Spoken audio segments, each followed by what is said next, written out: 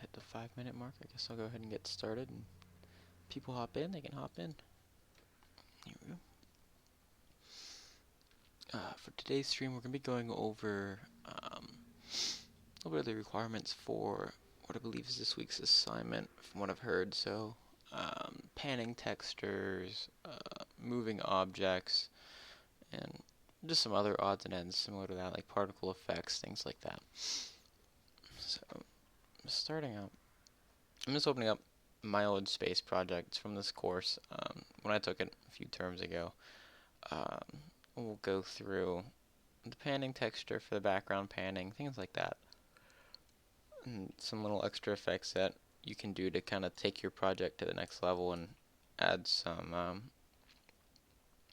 just add like an extra level of detail to it. I know it doesn't seem like there's much detail in mine, but let's see here. I believe this is, yeah. Okay, so this was the panning level that I had with the flaming meteor object. When you play it, just goes to the camera, meteor goes launching by. That's what it is. Now, this launches a little quickly, the background goes a little too fast for my liking, so we're going to start this from scratch, and I will show you how everything kind of gets built together and how it works out, how to make the panner, how to make all that. So, I'm going to make a new material here. We will call it background panner. Pull it up. Okay, so I do have a texture. Let's see, I think it's in my levels folder actually. Yeah, just a space tile. And when you're doing panning textures like this, especially when it's for such a large background, you want to make sure it's a seamless texture. Because if it's not seamless, you're gonna see a lot of little lines popping up while it's scrolling by, and it definitely takes away from the whole panning effect to make it feel like an endless galaxy you're going through. Makes it very obvious that it's just a panning texture. So that being said, if we just plug this straight into the base color, you can just get the material applied here and see what that looks like. Minimize that. Pull this up. Background panner, we'll put that on. Give it a second to compile. Okay, so there's the basic space texture there.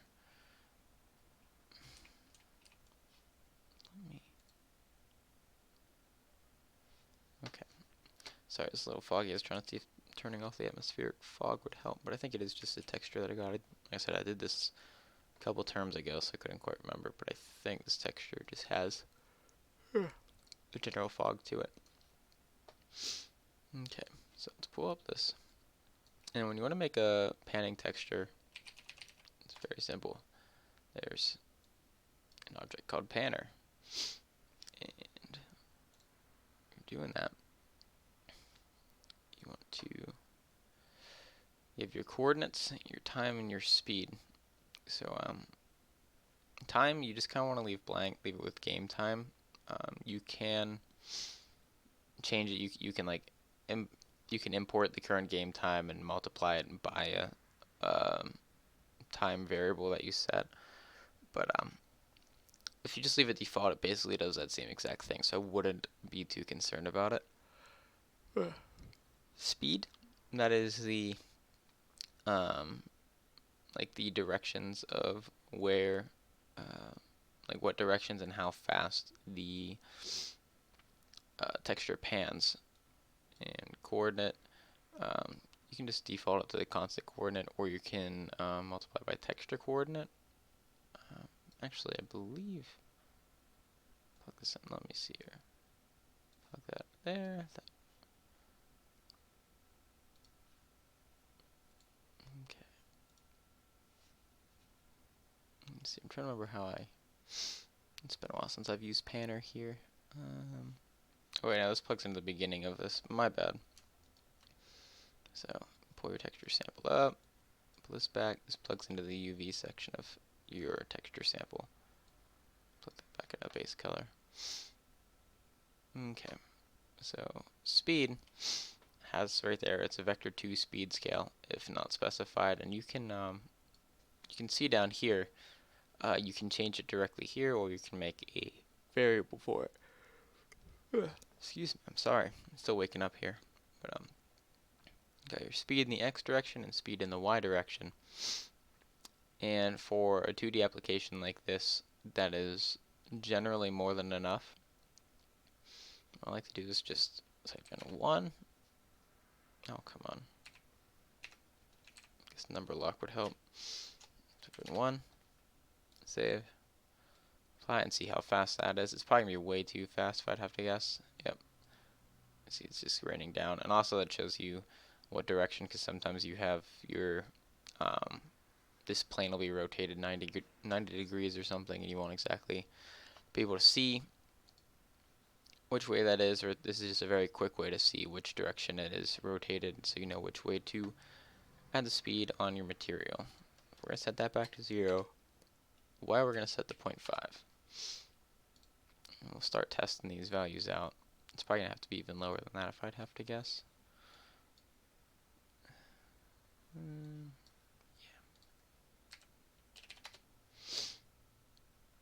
Apply.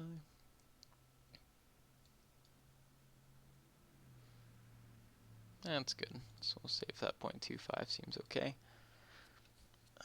That's how to make a basic panner. It's really not that difficult to set up a panner. I mean, you just gotta remember to plug it in the right spot. But panners are extremely versatile in what they can do. You can use a panner to, say you have like a field of grass, you can use a little bit of a highlight wave texture, and you can pan it across the top of the grass to make it look like wind blowing across the grass.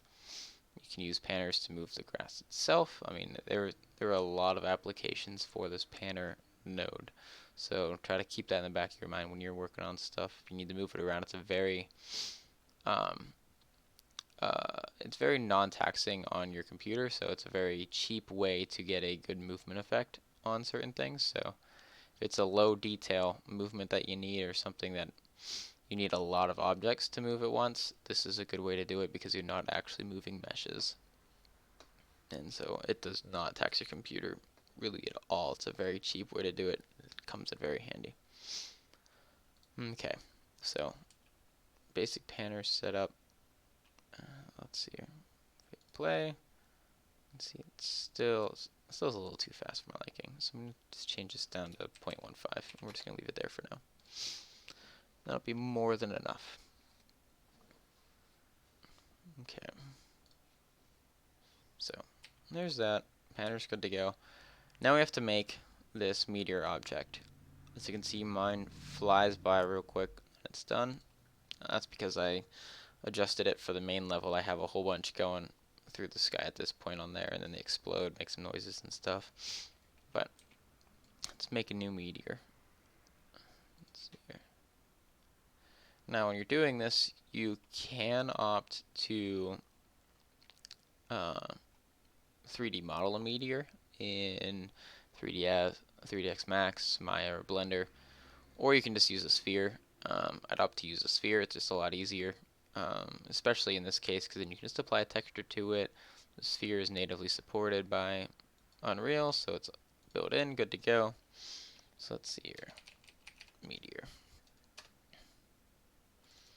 Open this up. Get a sphere.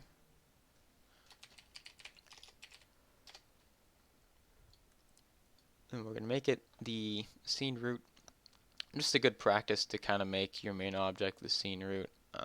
There are a couple cases where you don't want to do that, but for the vast majority of our use cases, especially for these classes, you're just going to want to make this object your scene root. It's going to save you a lot of time and hassle later on, just because this then defaults it to location 000 in the blueprint editor, and it bases everything else's movements around that. Just makes it a lot easier.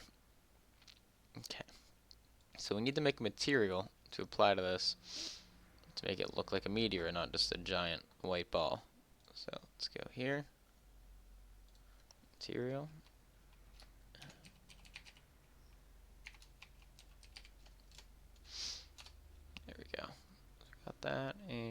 have a couple Meteor textures, and these were just I found some rock textures on textures.com.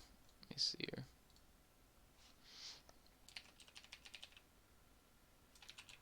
Yeah.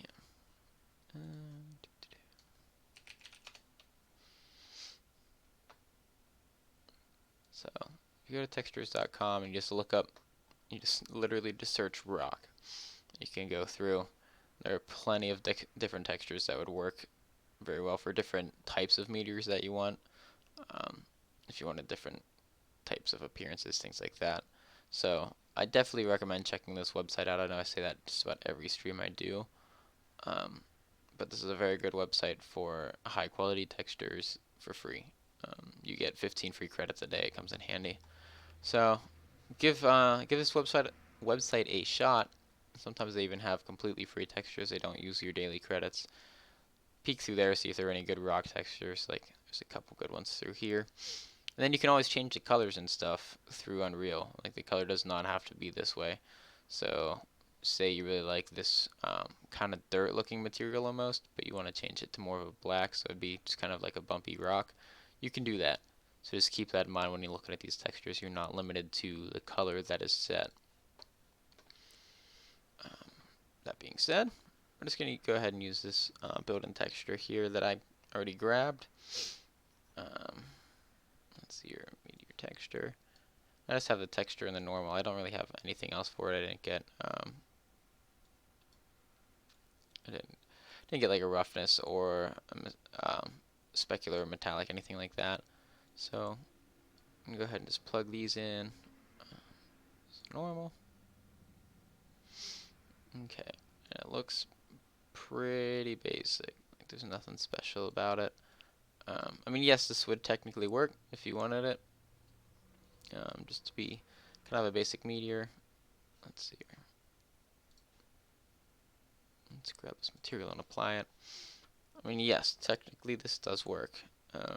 It's a meteor, although it could use some work. And the material I have, there is a bit of a seam in how it gets applied.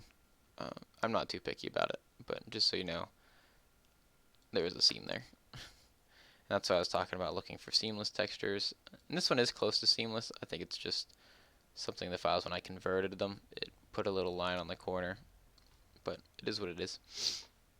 Anyways, back to this. So how do we make this look like this just by using Material Editor, nothing else? Well, we can go back here. Let's see here. So we need to get a panner involved. We always need a panner. So we're going to have that set in. And I'm just going to add a texture coordinate, because if this gets scaled down and ends up duplicating side by side or anything like that, the texture coordinate node kind of helps them all stay uniform in their movement, so that they're not kind of all over the place and that seams aren't creating out of nowhere, things like that. So it is nice to have the texture coordinate plugged into coordinate if you aren't using anything else for that. Speed, I'm just going to set to 0.1 for now, just so we have a small movement once I get this set up. I'm going to plug that into the UVs and save. Actually, I'm going to make this in the Y direction, just so 1.05, so there's a small movement in each direction. Okay, so there's that. That grid, there we go. So now it's moving, it's panning, but it's also very shiny. Looks kind of awkward. I also need to make sure to apply the panner to that, so that the normal isn't staying still. My bad. There we go. Now everything's moving. It doesn't look like just a screen over top of it. Like I said, this is very shiny. It is very it's still kind of bland. I mean, this, like I said, this technically would work for your meteor. If you just wanted a very basic meteor, doing it real quick, this would work. That being said, we're gonna go ahead and break that link. I'm trying to remember how I did this. That's right. So And I think this looks kind of cool with just the normal. But what we're going to do is we're going to drag out the texture sample, hit multiply, and then pull that up. And then if you just hold 3 and click down, it gives you this kind of 3 vector constant, so you can make it color. Or if you need the alpha, you can hold 4 and click, and it'll give you your alpha channel.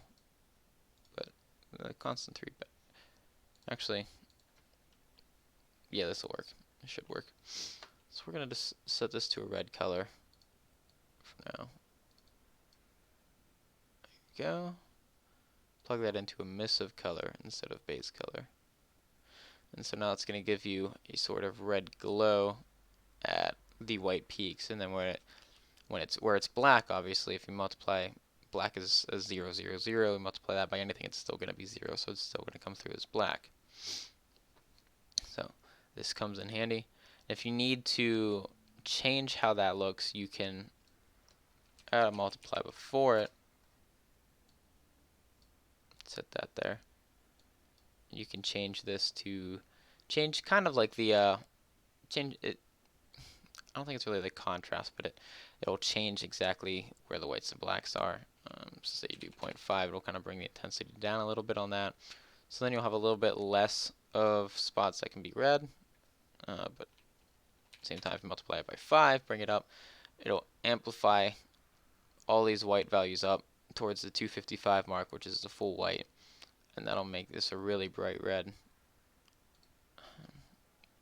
We're going to go ahead. I'm just going to put it at 2 for right now. Okay, save. And when you save it, it automatically applies. So if you know that your changes are working exactly how you want, go ahead and save. If you need to see it in your editor first, hit apply, and then you can undo your changes without saving. It comes in handy. But here's Meteor, looking a little bit better. Still looks like a shiny rock, so we're going to change that a little bit. Let's see here. Let's move all of this down a bit, actually, so that we have some more space up top. Oh, come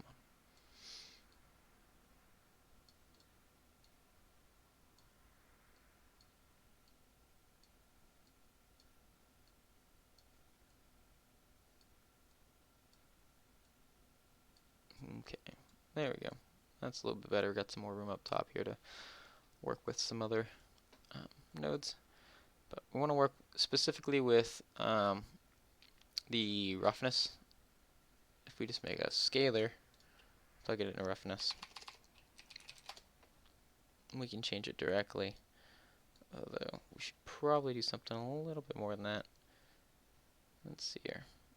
Default value. You can see it's set to 0, so everything is super shiny. That's why this is kind of bouncing off.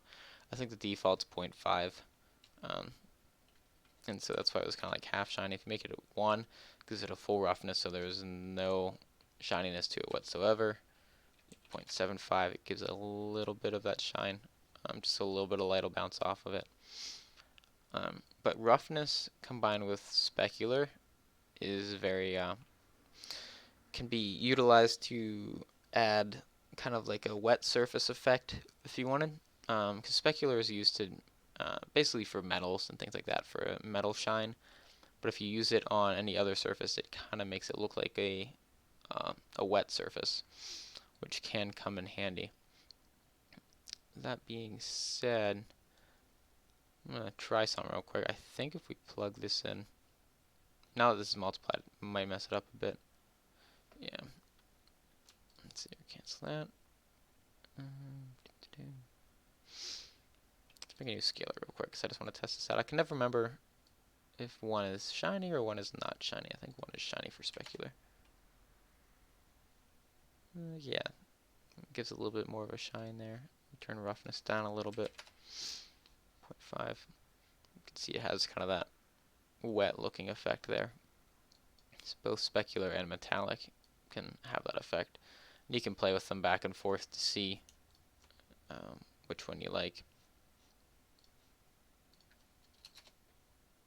But it's all based off personal preference from this point on, so it's just kind of playing with values like this, seeing how it looks, seeing if you like it.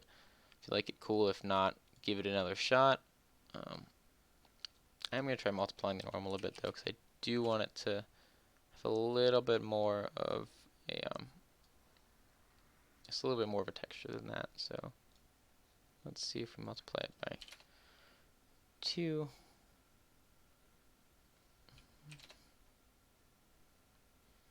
It doesn't seem to be changing too much. So when you want a real good 3D effect, a good thing to do is get your normal map, and then you can also get there's bump maps and other types of maps like this, but you can do world position offset with your bump map, and there are different versions of bump maps. I can't remember what they're all named. I can look it up for you real quick. Actually, I guess be a good thing to do here. But you can plug it into the world position offset, and when you plug it into there, it actually extrudes vertices. So actually, I guess I could plug my normal into that. We'll see if it'll make a difference. If you hold Control and click, you can grab this node and drag it down. Yeah, see, it's actually probably because it's multiplied. Let's just do it by 1. See if that helps at all. Yeah, no, it's not really doing much. Yeah, you got to get a bump map for it, and then it'll go through. This can also be called displacement maps. There's a couple of differences in how they're made compared to bump maps and things like that. So they can come in handy when you want to do this. I don't know how well it would work with a panner on it, to be honest. I've never really given that a shot, but you can give it a shot, see how it looks, and see if you like it. But you can do displacement as well. I would probably give displacement a try, and you just got to change your material type. You got to click the material, brings up the full material menu here. You're going to want to search tessellation. And you're going to up this to either flat tessellation or PN triangles. Flat, it's kind of like low and high tessellation is how I think of it, just based off how it's done. Each one has their pros and cons. It's best just to try both.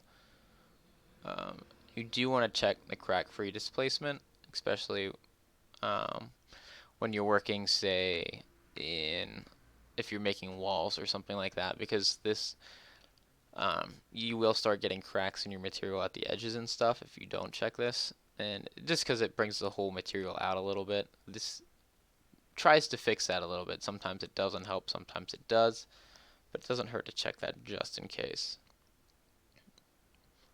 Let's see if this makes it any better. It's not really seeming like it. Set max displacement to 10. I don't know if max displacement. I think at 0 it just leaves it at infinite. Yeah, so it's kind of one of those things you can mess around with, but you definitely need a bump map for it here instead of a normal map. Well, normal maps are a type of bump map technically. Sorry, I'm kind of phrasing these poorly. Bump map is kind of a blanket term for any texture type that extrudes the surface. But you can tell the normal map is a little different because it's based off of blues and reds, and I believe blues are divots and reds are peaks. It could be the other way around. Can't say I'm entirely sure, so don't quote me on that one. But height maps, those are the ones I'm thinking of. Height maps are the ones that you can use for the world position offset and world displacement. That come in handy for that.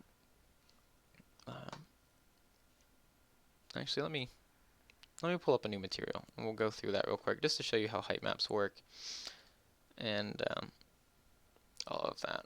So texture. Pull this over here. Search rock. Let's see here.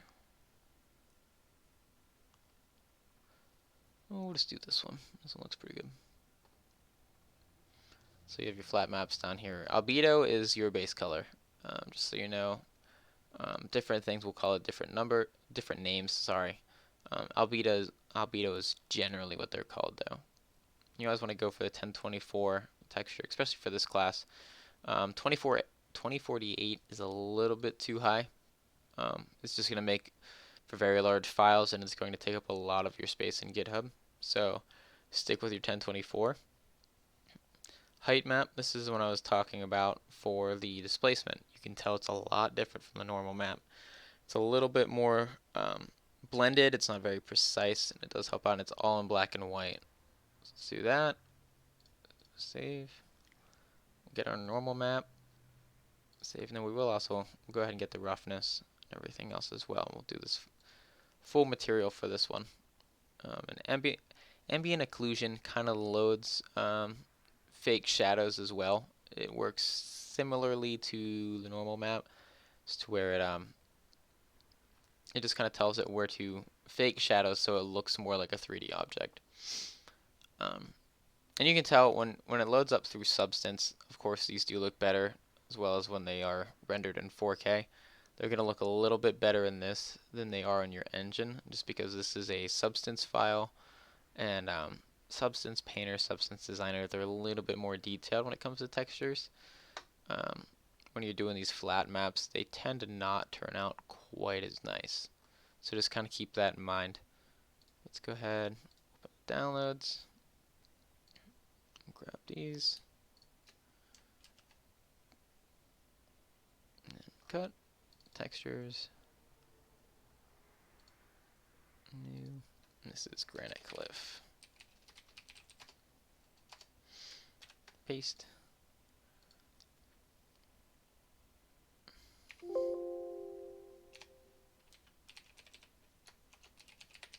I do like to rename these,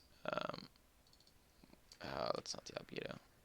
I do like to rename these as soon as I get them in, just because when you start editing them in Photoshop and stuff, I always forget to rename it, and then it's annoying importing them into Unreal and having, 4 extra lines of text below each texture.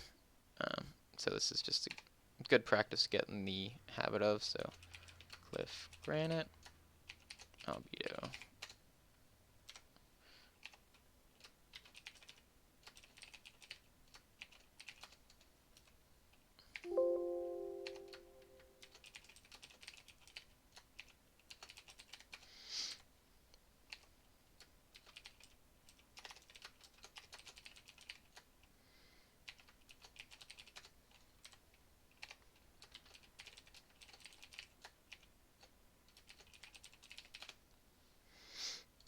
Okay, so we got all those set. Open up Photoshop. Actually, just guess I can't do it that way. Open one at a time this way. Open with Photoshop.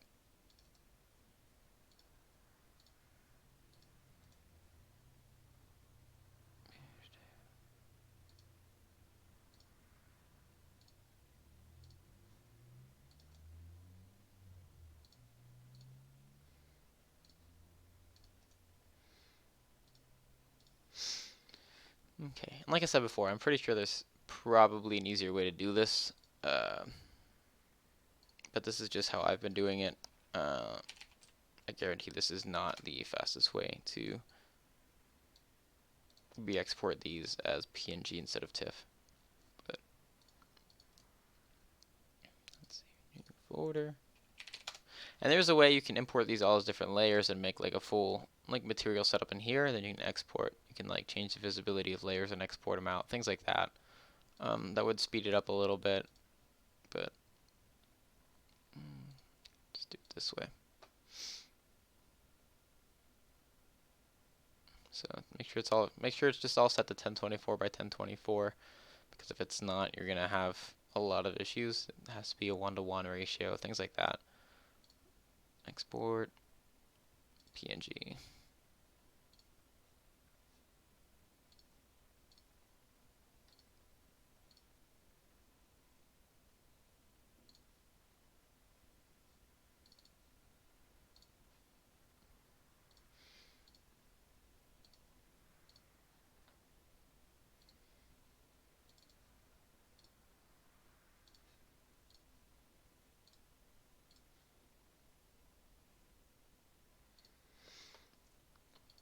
And just so you know, there are built-in features in Photoshop. If you have just a texture file, You can generate a normal map, you can generate a roughness map, things like that from it. I've had mixed results using that. Some of them turn out really well, some of them turn out awful. It just kind of um, depends on the material, depends on, I mean, it depends on the texture, depends on the quality of the texture, things like that. There's just a lot of things that depends on. So, exit out of these. Open up Unreal. And textures.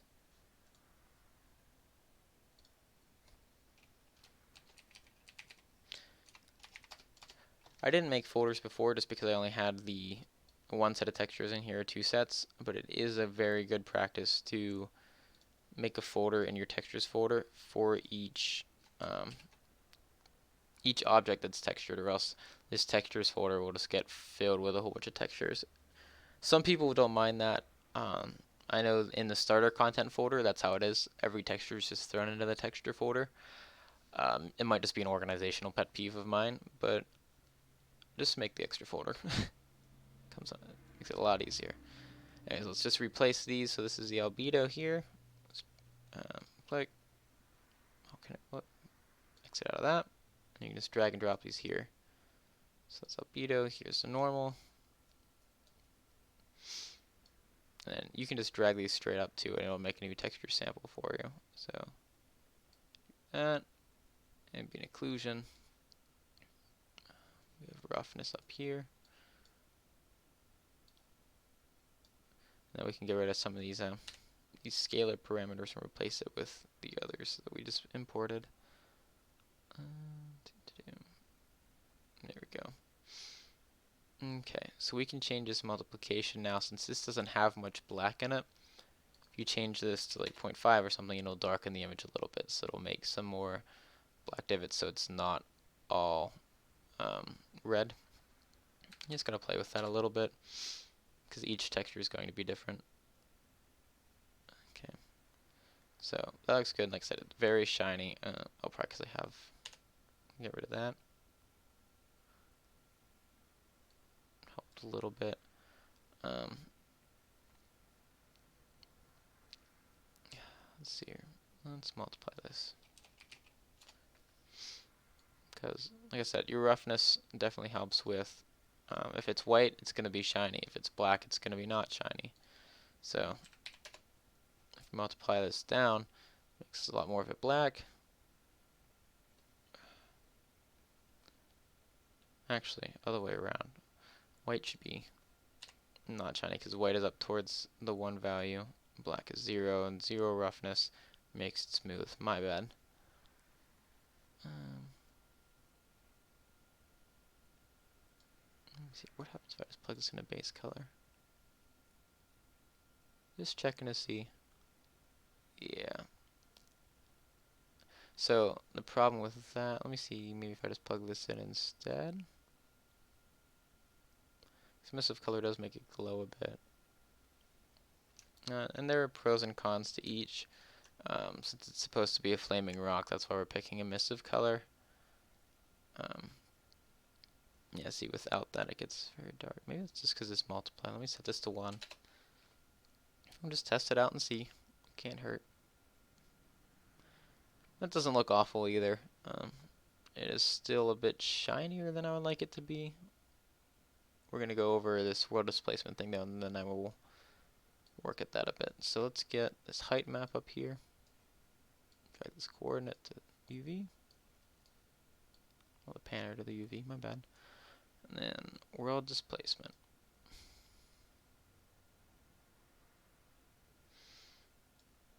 Okay. Zoom in. There we go. Actually, let's 1.05. Let's pause this panner for now, just so that we can kind of zoom in and see the details of this without it moving around like that a whole bunch. I can move it how I want. But there's that. And you can multiply the tessellation here, but let's cancel that and see the difference here, see if it makes much of a difference. because you can see the top line here. I did not see much of a difference myself. Let's try position offset. Still not much of a difference. Let's go back to this tessellation menu.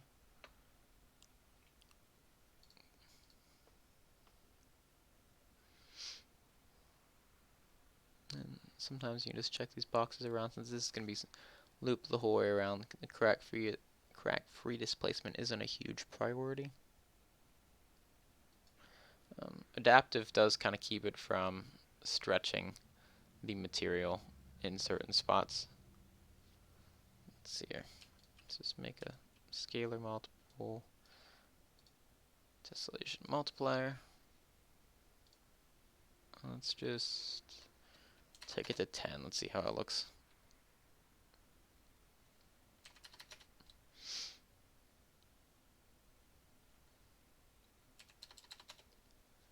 This really isn't doing much. This isn't doing anything at all, actually. Let's see here.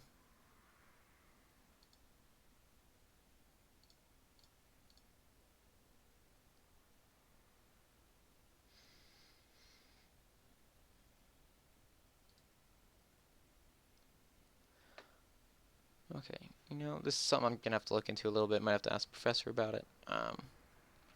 We'll see. I did struggle with this a little bit during the last assignment as well. I've never had good results with row displacement, trying to get it to work right. But something to kind of try your hand in, see if it works out.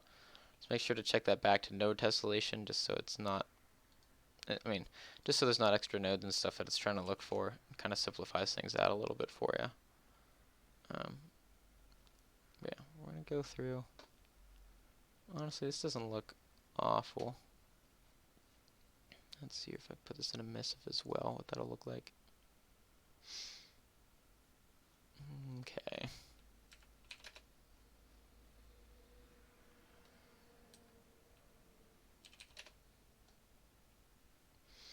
So there we go. We'll just use that as a meteor. We'll stop spending time on the material here, and we'll move over to how to make a moving object and stuff before I have to go. Let's see here. So let us blueprints, meteor. Oh, I got a panner. My bad. Drag this out. Get this started. Delete material. Gotta get this panner going again. So it's 0.1, 0.05, I think. That's what I had it set to.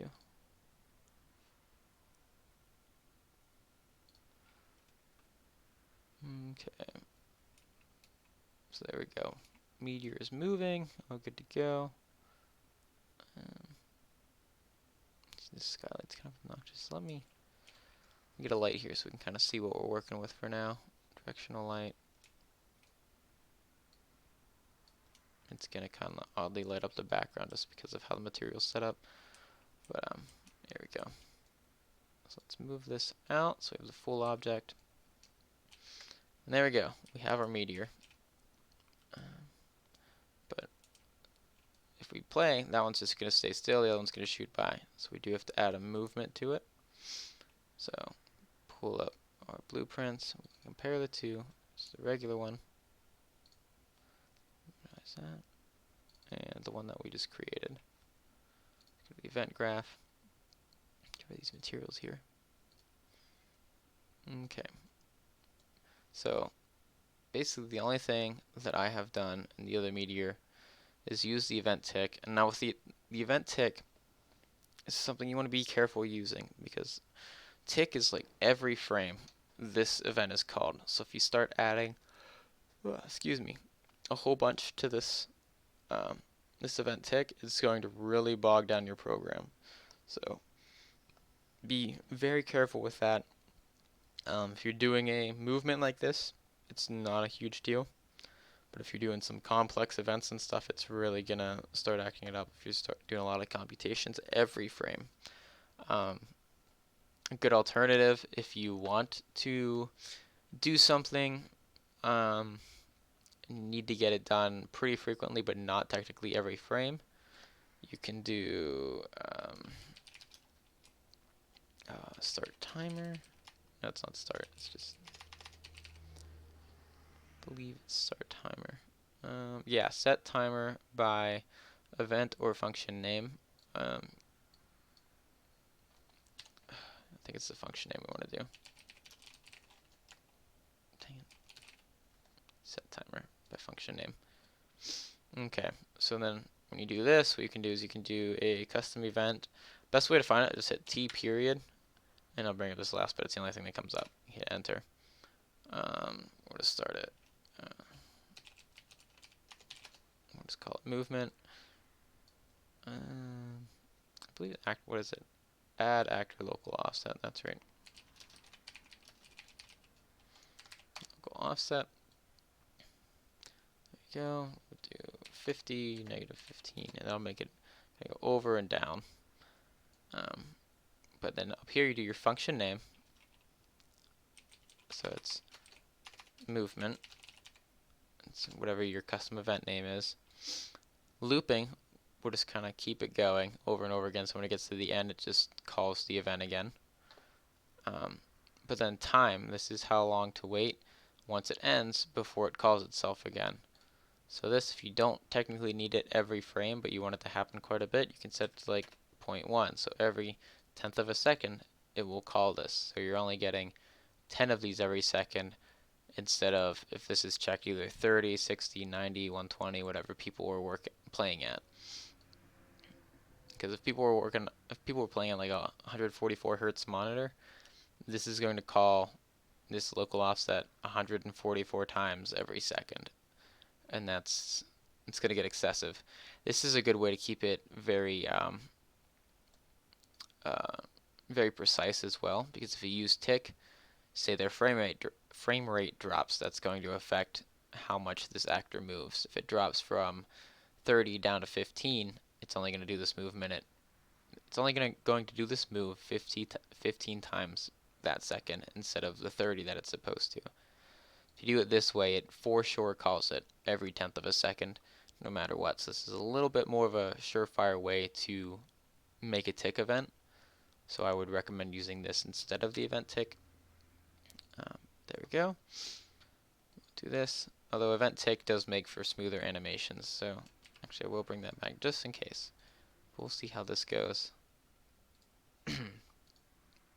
See, it makes it a little bit choppier because that's at every 1/10 of a second. I mean, you can change this to like every 100th of a second if you want. That's gonna for sure call it 100 times per second. As you can see, that kind of took off. See, it was gone. There's something right in front of this camera. I don't know what was going on there. But so that moves about the same speed there. It is what it is. So you can mess with both of those and see which one you prefer.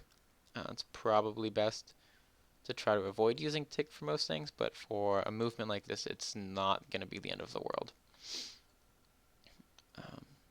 But it is now 2:30. I gotta go get ready for work, but I will save everything that we have here, and we can come back and revisit it in the next stream.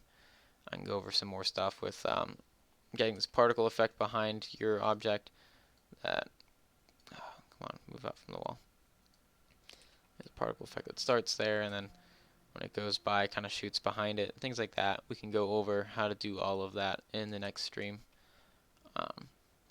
There's that. No one's here to ask questions, so I hope this helps you guys out and can kind of guide you in the right direction if you want to try something new, or hope explain panners a little bit better for you as well, because I know those can be complicated at first, but try to give those a shot.